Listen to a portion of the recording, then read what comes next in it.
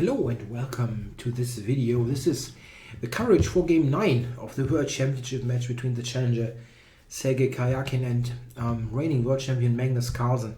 Yeah, game 9 is certainly a super important game. Karjakin has won game 8 and is leading the match now, so Carlsen has to win a game out of these final 4 games to at least level the score. And the big kind of question was before game 9, what was Carlsen going to do with black? Will he try something with the black pieces or rather stay solid?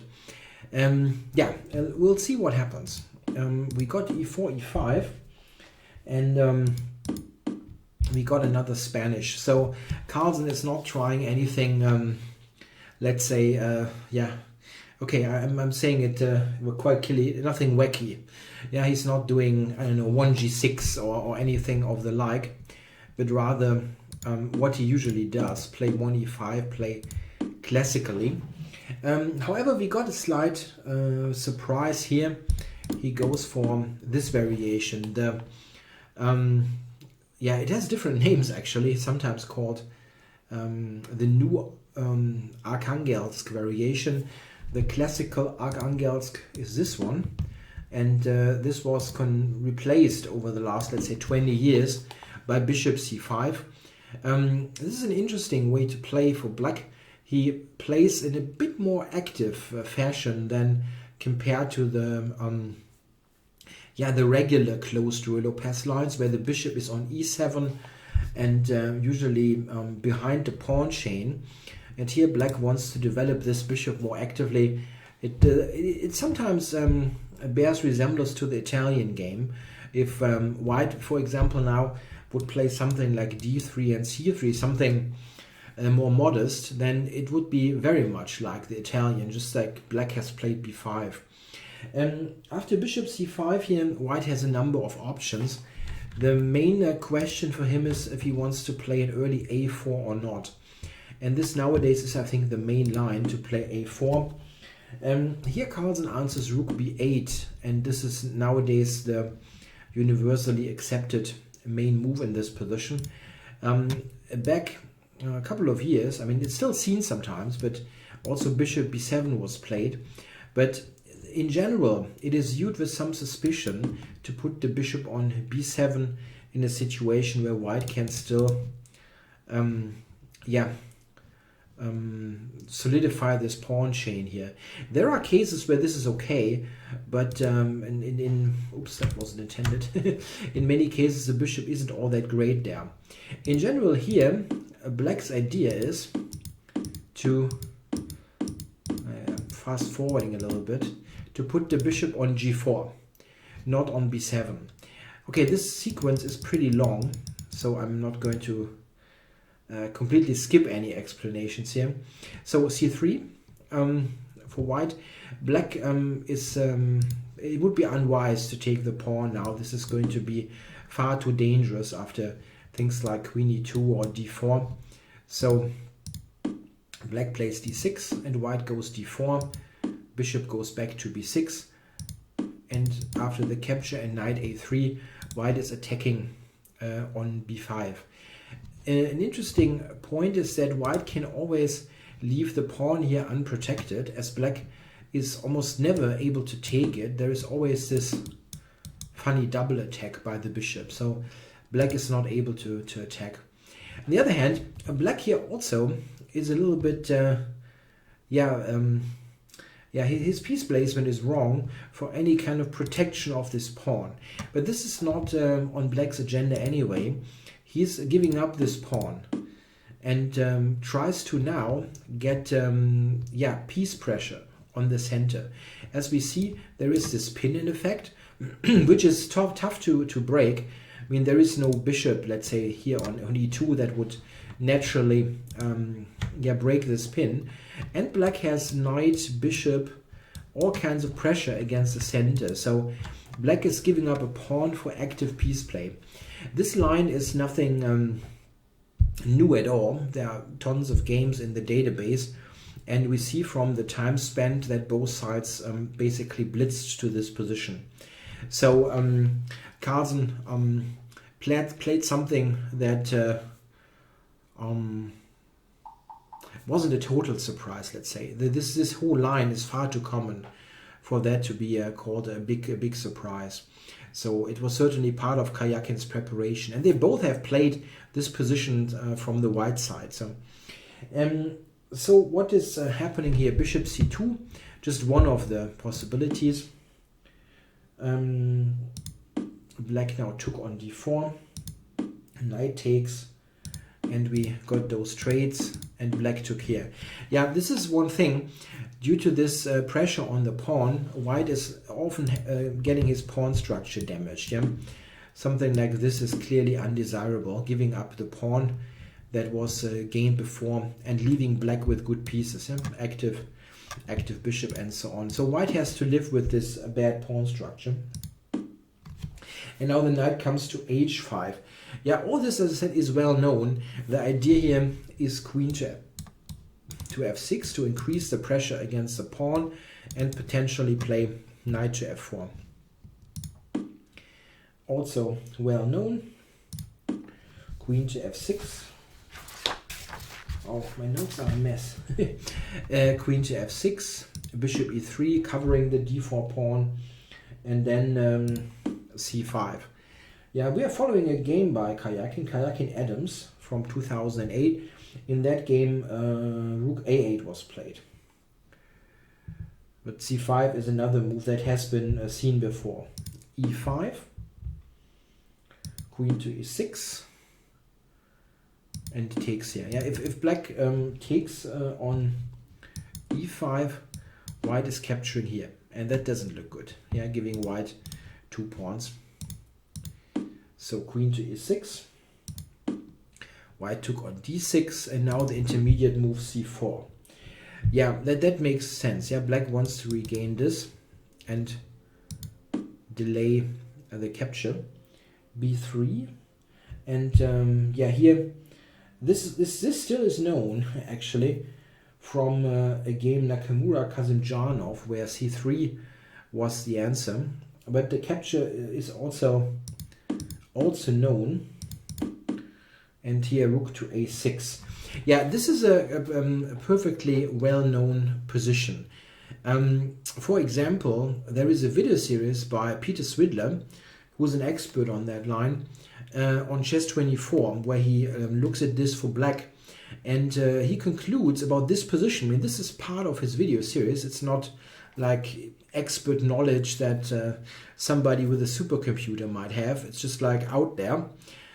He concludes with the statement, this position is not very enjoyable for black. He's a pawn down. He has some compensation, probably not enough, and it's definitely yeah, not something very desirable to play. So why did Carlsen go for that? We know he has played all this instantly up to this point, and quite mysteriously, now he took a 30-minute think. 30 minutes for rook d8.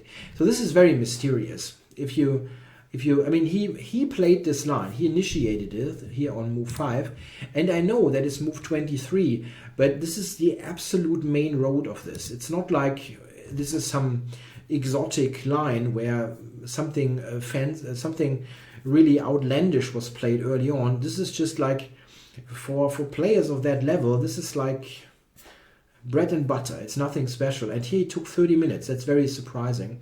In fact, in the Chess24 broadcast, which was quite entertaining at this point, Swidler said if Magnus is not playing a move now in the next couple of minutes, like quickly, because it's part of his preparation, he will eat his hat. He said he has a hat really in the hotel room, and he would eat it in the next broadcast. So this will be funny to watch tonight, maybe. I'm not sure.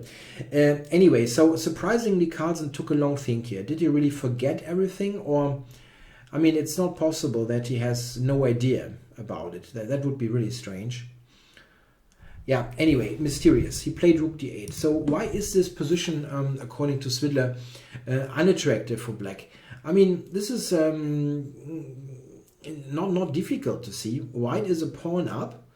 it's not quite clear how black will get it back. He has some pressure against d4, but this is the absolute best that you might manage, that you can get the pawn back and then play a draw. It is totally playing here a game of two results. White either does something with his pawn or not. He will lose it somehow to pressure, and then it's a draw.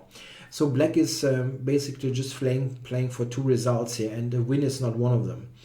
So a little bit strange that we got into this situation here. So what is going on? White tries to keep his pawn and tries to activate his bishops. And Karjakin, I think, plays this very logical play. Rook g1, putting the rook on the g file and potentially preparing rook lifts to the 4th rank or 5th rank. Both would make some sense. By the way, instead of rook d8, maybe queen d7 was better. But this is very computerish. I mean, not the move, but the whole position is something that, well, as Vidler pointed out, this is not something to play over the board, but to know. Because, I mean, it's all theory up to this point, and you should actually precisely know what's going on. Computers here are like so much better than humans and doing all those concrete calculations. I mean, there is no strategic content here. There is no plans, no patterns, whatever. It's just like it's a purely mathematical exercise to be precise, trying to get the pawn back from the black side or white, keep the pawn and activate your pieces. There is no pawn play, for example. You don't think about structure here. The structure is already done. I mean, the only thing is white might lose this pawn or not. And that's it. So, rook g1, queen to d7 now, and rook g4. Yeah, looking at the 4th rank, covering the pawn, covering f4, certainly logical. He also could have played rook g5 in this position. That was discussed in the broadcast, but probably ultimately it doesn't lead to all that much after g6. Yeah, it was playable, but Karjakin's move cannot be criticized. You can criticize everything, but not justifiably. It's a good choice. Yeah, now the rook went to h4 after knight f6. Looks a little bit exotic, the rook placement, but it serves the purpose. It covers the pawn and is active there. Yeah, difficult. I mean, I really don't see why black would want to play this position. Somewhat strange that we got to this here. Yeah, Carlsen played the move queen to b5, which looks quite logical, looking at this bishop and of course attacking the rook. Karjakin went back to a1. By the way, I'm not saying that black is in terrible shape. That's not the case. It just feels kind of strange why you would want to play this position somehow. Yeah, why offer a line where this kind of situation can happen?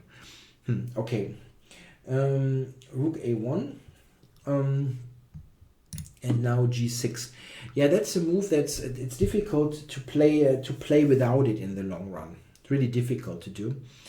You need some space for the king, and potentially, this also secures a square on f5.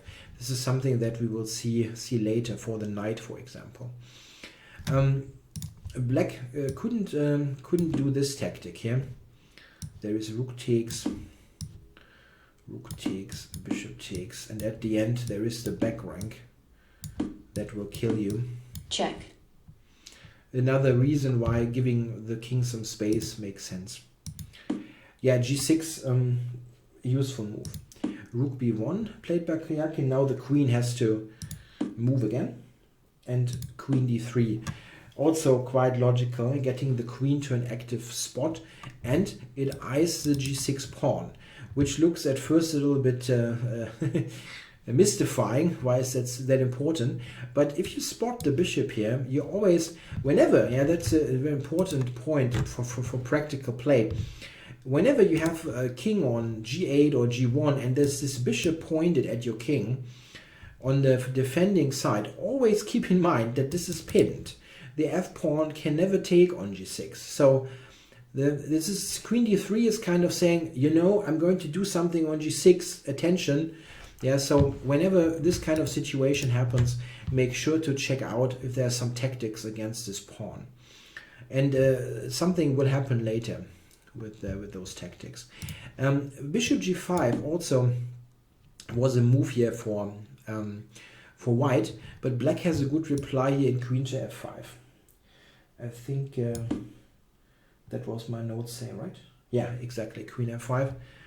And I try to do it without looking at it all that much, but sometimes I'm not quite sure what I wrote there. Yeah, and black can put the knight here, and this is fine. It's fine. It's blocking, and this is an interesting position.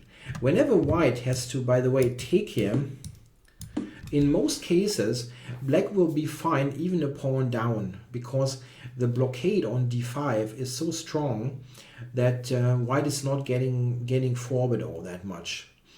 Yeah, you have the pawn up, but all pawns are weakish, and this is probably a non-attempt for white to win. I think Karjakin played this correctly. Queen d3 is a good move. Yeah, knight d5, that blockade. And rook g1. Here we come. g6. g6. Black now has to be alert. I mean, it's not difficult to see, but you have to be cautious. Bishop c7 played, yeah, and having an eye on this. And bishop g5 now was played. It's not a bad move. Rook h5 was an alternative here. Just putting the rook on the 5th rank and putting pressure on the knight. And yeah, here the world champion would have had to ask to answer some serious question what he should do now. You have to do something with the knight. You have to protect it somehow. And queen c6 and queen e6 come into consideration. And both are not, the decision is not easy to make. If you go queen c6, there is rook c1. Yeah, again, asking some questions. What is black supposed to do now? He can actually play this move, because rook d5 is now failing due to mate. And if you take with the bishop, you can actually take the rook. This Check. Is a funny continuation, very tactical. Bishop takes, yeah, if the king takes, Check. This is actually winning for white. Rook here is the concluding move. So black would have to move the king. And yeah, it leads to wild complications. Something like that is very interesting and tough to analyze. Black is probably not losing here, but playing this is another matter. Yeah, white has a very simple winning idea. Queen e7 probably holds, but tough. Alternatively, Carlsen could have opted for queen to e6 in this case. This is maybe better. But it's not so easy to do this, because this is a very sensitive diagonal, and you're kind of reluctant to put another piece in this diagonal. Yeah, even this is an interesting idea now. But yeah, what did my notes say? I think f5 actually even. f5 is possible here. But I mean, it's a move that the engine does not refute like outright, and this is difficult to play for both sides, but black is under pressure. Rook h5 was an interesting move here, but bishop g5 is also, it's nothing that you can fault Karjakin for to play. It also has a funny idea. Rook e8 now was played.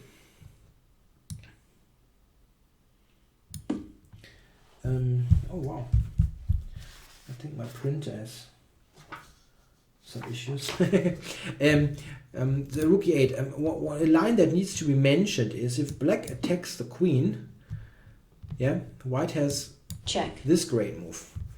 Again, whenever this happens, be alert, g6 is weak. Yeah, this is a funny line, and now this mate cannot be prevented. That's pretty nice. Black doesn't even have a check here to prolong it. It's just like made in 2 moves. And it's really important. Whenever this happens, pay extra attention to the pawn on g6. This helps you to spot ideas like this quicker. So that was a little trap, but of course easy to see for players of that level. So Carlsen moved the rook correctly. Queen to c4, more pressure on the knight, and rook b5 protects it and keeps the blockade intact on d5. Yeah, funny situation, bishop a4 now looked good, but this actually is leading nowhere because of the good move queen to f5. All of a sudden there is a counterplay. White's king position is a little bit shaky. And here especially interesting is a line. What was the line precisely? Yeah, actually queen to f1. Going back, keeping this cure intact. Here rook b1 is a great move that black has. It's really funny. Takes here, and now all of a sudden knight c3. Black is a rook down and all kinds of things are hanging, but he seems to be fine after something like queen to f1, knight a4. He's down a full exchange, but the white position is so badly coordinated that black is actually okay here. White has a hard time to get any sort of coordination going. Yeah, we see a pin here. The back rank is weak, and black is threatening to activate even further. So that was a line where black is fine. Yeah, Karjakin played queen to c2, and now probably a move that puts Carlsen into slight trouble. I think he played this well. Yeah, I mean both sides played well, but I think Carlsen in this slightly uncomfortable position was doing a good job. And here rook b4 probably was the move to keep this position level. Yeah, keeping. I mean, he had to do something about the bishop a4 idea. So he played rook a8 to address that, but I think rook b4 was Carlsen moves. Rook b4 was probably a bit better, and ultimately difficult for white to make any progress. Something like what is the line here? Bishop c4, I think, was an idea here. Yeah, well, you have to see if white does something like that. Again, black has to be on the lookout for things here that would actually win for white, or close to winning. It can be analyzed, but again, you don't want to do that. But here this is possible. Keeping this diagonal. Oops, sorry, that was a completely wrong paint. Keeping that diagonal blocked by the knight and attacking this. And if white has to take now, black will be fine. As mentioned, if this trade happens, black is usually totally okay, having enough compensation because of the bad white structure. Yeah, rook b4 was probably the move that keeps the position equal. He played rook a8, and now he is in slight trouble again, because this is kind of happening almost by force. Rook a1 makes sense there with the rook there doubled. Check. And yeah, here this helped white a little bit. Yeah, that rook trade, but still, there's nothing particularly wrong with black's situation. Besides the discussed fact that he's like on the defensive for the whole time. Probably he should play what the engine suggests here, bishop to d8, and just continue from here. Keep the position as is. What he did is looking logical strategically, but has a tactical flaw. Carlsen played the move knight to e7. He was down to 2 minutes now, so that was all a bit under time pressure. Yeah, here, knight e7. This is one of the absolute critical situations of... this is a critical situation definitely of this game, and maybe also for the whole match situation, because Karjakin was leading by 1 point before the game, and a second win is the end of the match. If he leads by 2 points, I think Carlsen cannot come back from that in 3 games. Nobody can. Probably not even a computer. Anyway, so knight e7 played, and Karjakin clearly sensed that something is possible now. And he took here 27 minutes on the clock. I think this is fairly accurate what we have displayed here. he took 25 or 26 minutes now of his remaining time to trying to figure out how he can play from this position. And there are two main moves here. The first move is the one that he ultimately played, that is bishop takes f7, check. Second move is queen to b3, attacking the pawn on f7. The thing is, there is a vulnerability currently for black. He has many pieces on the 7th rank, and bishop takes f7. If we start with this move, we see that, for example, after the capture, this is part of the position, and everything is on the 7th rank. This is especially important in the queen b3 line. So he played bishop f7 at the end, but let's look at queen to b3. This is the choice by the engines, and as typical nowadays, there was this huge outcry when Karjakin didn't play it. Yeah? But you have to see that the lines that are connected with this move are so outlandish that it's very difficult for a human to play this move, really. Okay, we'll see what the lines are. First of all, f7 is hanging. Black's reply here is basically forced. He has to go knight f5. Now, the point of all this is that white can capture on f7. Check. This is clearly something that Karjakin has calculated. And now we have to see that black actually has two moves. He can take the bishop or play king g7. Yeah, king g7 is interesting because it leaves everything hanging. The rook here with check, the pawn, and the bishop is still also, I mean, there's rook takes h7 as an idea. But here all kinds of things are hanging, so both moves are possible. Now let's see what Karjakin certainly calculated. He calculated the capture, I'm very sure there. Takes. Check. Takes. Check. Yeah, and now we see that if black plays knight g7, bishop h6 is fairly easy to see how good this is for white. You get the piece back. You should win this rather comfortably with extra pawns. So it's the king move. Takes. And now black can take on d4 or check. I think the check was better. Let me check. Let me check the check. Yeah, the check was better. Check. Check. And take here. So this is not, I mean, white very likely should win this position, but it is not technically completely trivial because of the very bad pawn structure. We have to see that it's two pawns, but these are all weak. But still, if Karjakin sees this position, he's certainly happy to go for it. So I feel that this must have been part of his calculation. The problem, however, is that black also has king g7, which might be objectively weaker, but this is very difficult to manage for a human now because like everything is hanging. And don't underestimate that in some weird cases, even the white king can be somewhat problematic. The rook is covering this, and yeah. So let's look at this. King g7. The rook is attacked.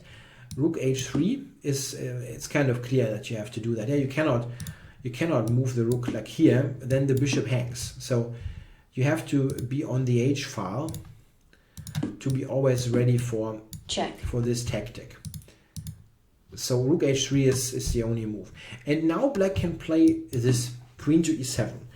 And this is something that you have to really look at with the human eye. Don't think about what the computer is telling you about queen b3, like, oh, this wins, blah, blah, blah. Look at this position and try to figure out yourself, seeing this now, if this is easy or not. First of all, you see that the bishop is still somewhat hanging on f7. It's something that you need to think about if you move the queen, for example. Your white queen on b3 is kind of limited. Yeah, so it's not like totally easy to find a good move here. Also, if you lose the d4 pawn back, your pawn structure means that your extra pawn is worth absolutely nothing. Black might threaten knight h4 here, winning the exchange back. And your king has no squares. So what to make of this? The best move in this position, pointed out by the engine, is bishop to g8. See, this is already not trivial at all, but it gets more ridiculous with the next moves. First of all, you have to calculate that this fails, which is doable, really. For those players, it's definitely doable. Check. This will ultimately win for white. But there's this move.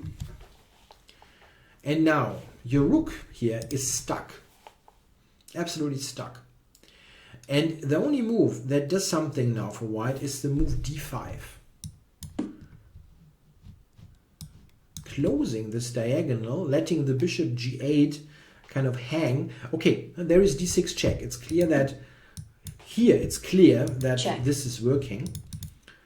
But, well, there's also knight to d4. And these are all situations that are extremely difficult to assess.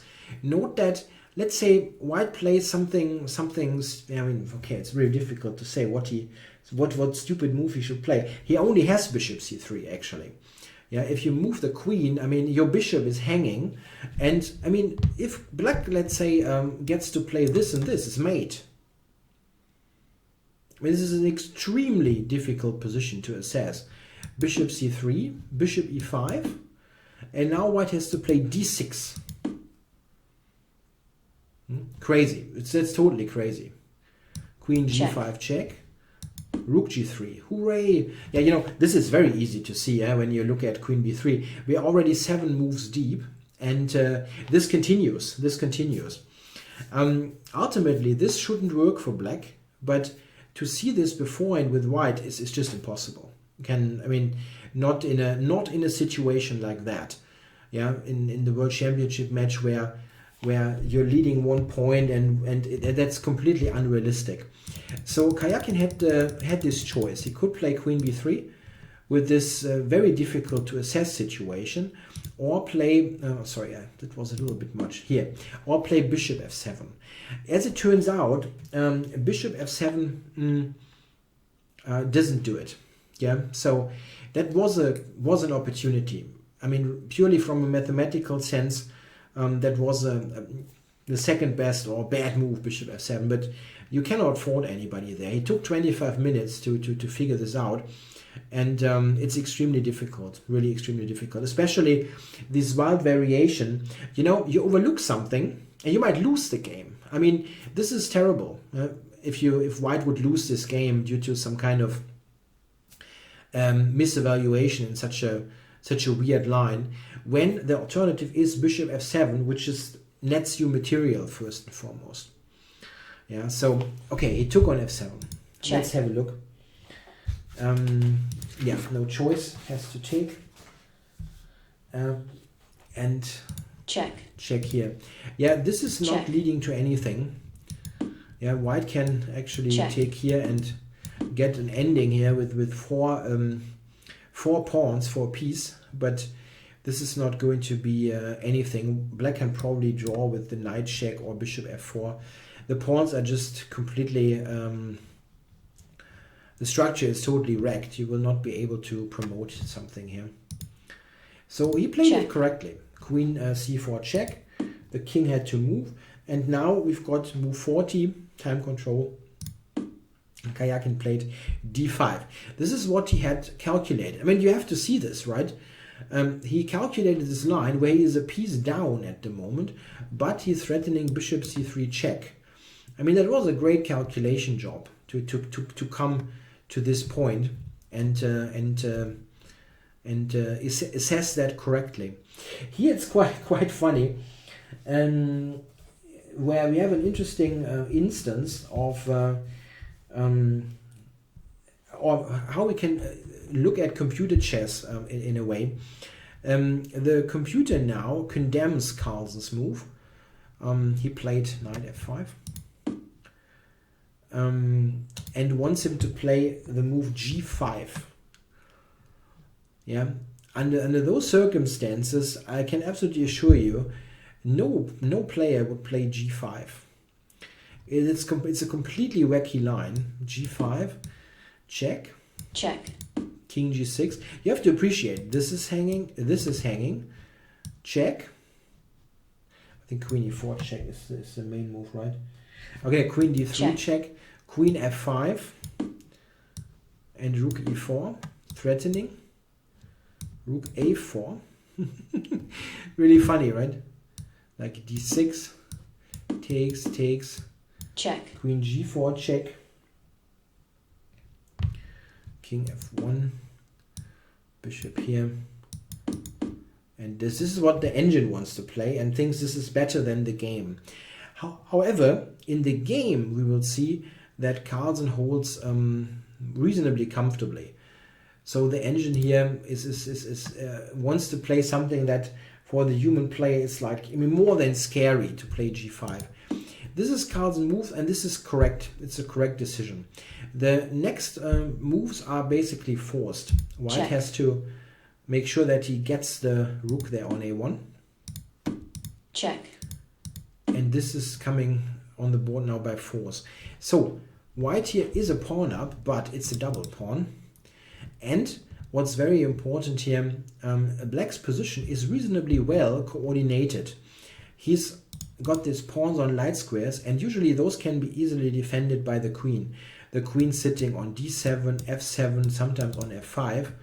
And he's got his pieces working together quite well. White can actually do nothing with his pawn.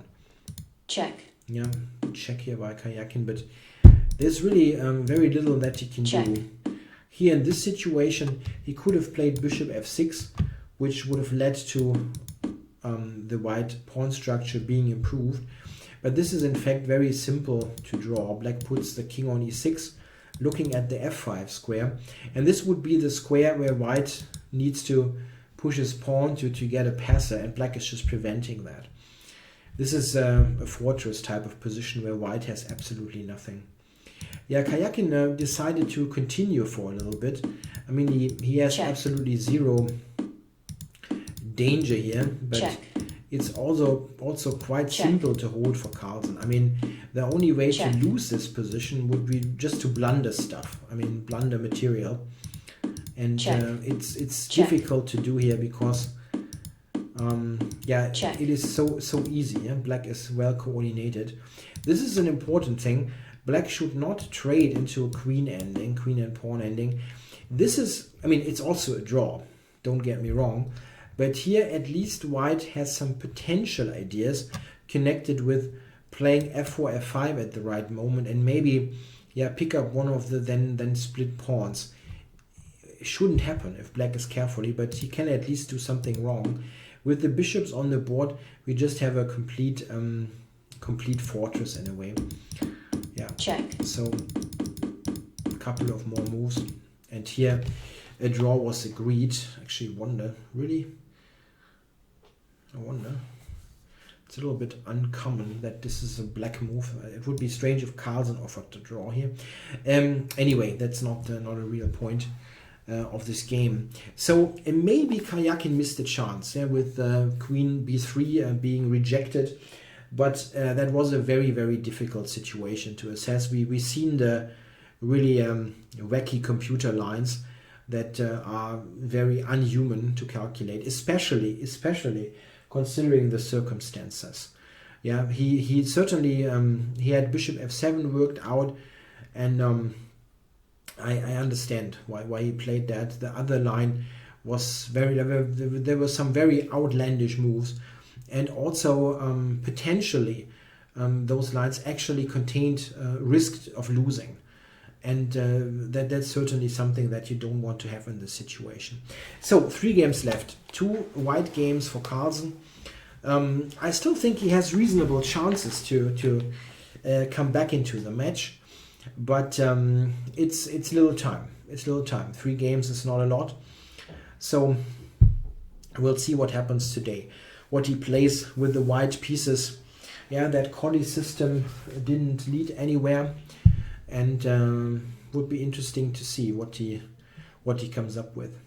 Okay, guys, thanks for watching, and yeah, I'll be back with coverage. By the way, I have to tell you, I'm not quite sure. I'll be back is good.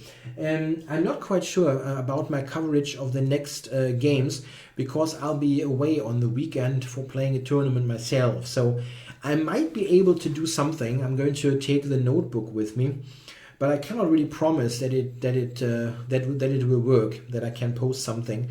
Maybe this will be until Sunday evening that I continue my coverage. I'm not quite sure about it. We'll see what happens. Thanks a lot for watching. Bye bye.